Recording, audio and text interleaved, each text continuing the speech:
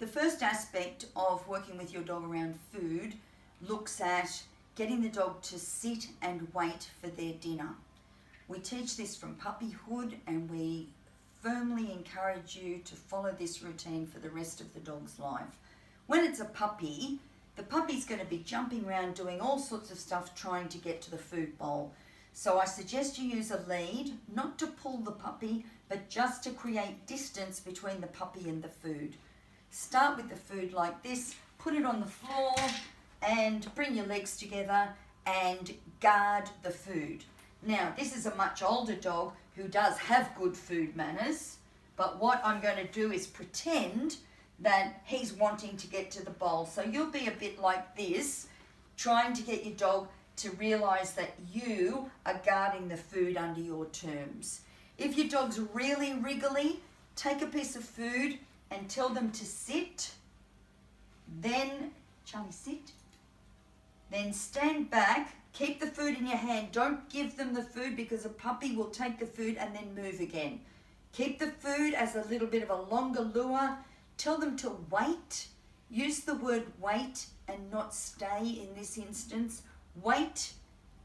And then I bring my hand over, and with the gesture of letting the dog go to the bowl, I actually let go of the treat. So I say, okay, and put that in the bowl.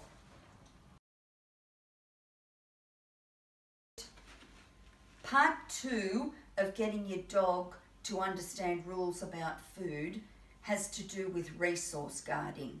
It will be a dog and a puppy's natural inclination to try to guard or defend something that they've got that's precious, which in this case is a bowl of food. So we don't want to bully the dog to get the food away from them. We want to teach the dog that when we come near them with food, it's okay. In fact, it's quite nice to have a human visit you. Why do we want to teach them this? We don't want growling. We don't want teeth. We don't want barking or lunging at you. We want the dog to say, here comes a human, isn't that great? Having said that, you're not going to tell your children to go to the dog at the food bowl. That's just a standard rule that we have always in our houses. But for this exercise, we want the dog to understand that when the human comes near this bowl, the world's good. Lots of people will say to me, oh, I just take the food away and the dog knows that I'm the alpha. We're not teaching alpha. We're teaching the dog that when a human comes near, there's no need to have bad manners. So pulling the bowl away will make a resource guarder want to guard more. If we make our visit to the bowl sweet, then the dog will be happy for humans to come near.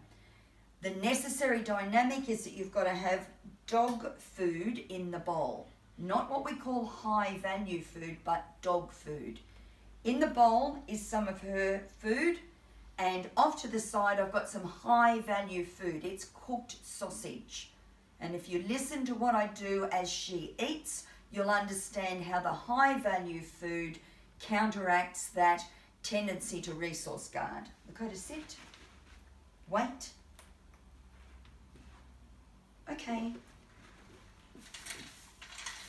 So she's eating the dry food, and here comes the hand with the high value food. While she's eating, I can touch her. I can go near her mouth. I can pat her down here. She's not going to tell me to go away because I'm bringing something much better to the bowl. So that's the philosophy behind teaching your dog about resource guarding.